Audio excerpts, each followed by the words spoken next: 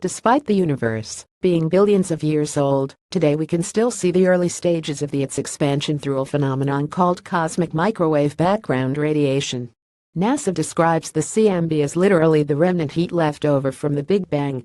The energy is visible in microwave wavelengths, which means it can't be seen unless you are above the atmosphere somewhere, or in an area with thinner atmosphere, such as the high-altitude South Pole.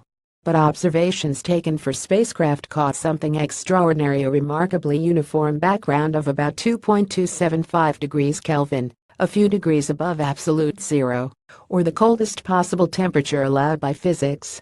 Mapping and understanding the tiny variations of temperature at the part per million level that require ongoing observations and modeling. Scientists have observed the CMB before with spacecraft, and even a specially adapted 747 called SOFIA Stratospheric Observatory for Infrared Astronomy.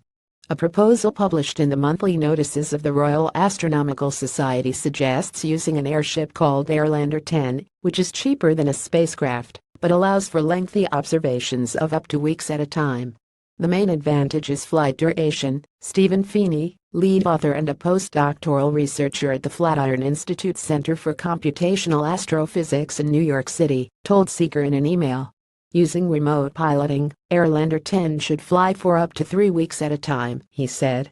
We could therefore observe the sky roughly 20 times longer on an Airlander 10 flight than using, for example, a 747 like SOFIA. Airlander 10 is also able to operate without an airport and should have a significantly smaller environmental impact, as it generates 60% of its lift through buoyancy.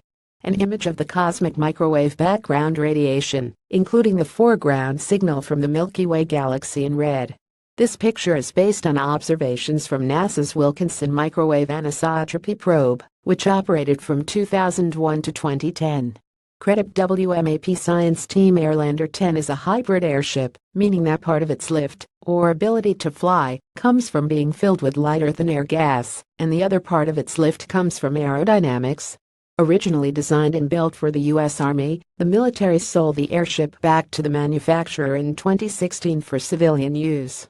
It is now in test flights, having survived an accident, which damaged the airship, but left the crew unharmed.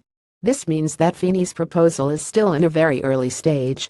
We are currently working with hybrid air vehicles, Airlander 10's designers, to ascertain whether the vibrations from Airlander 10's engines are low enough to allow a CMB telescope to gather useful data, Feeney said.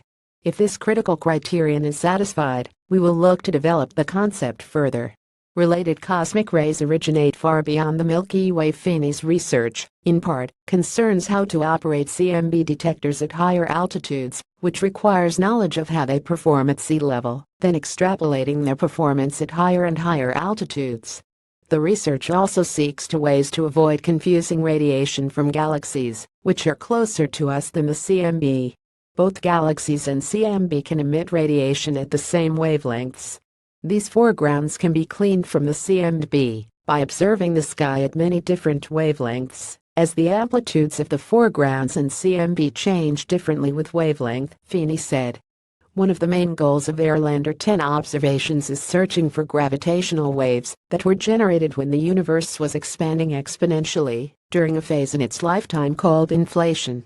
The signal hasn't been observed yet, Feeney said, but the hope is to at least improve scientists' understanding of the amplitude of the imprint of gravitational waves on the CMB. Originally published on Seeker.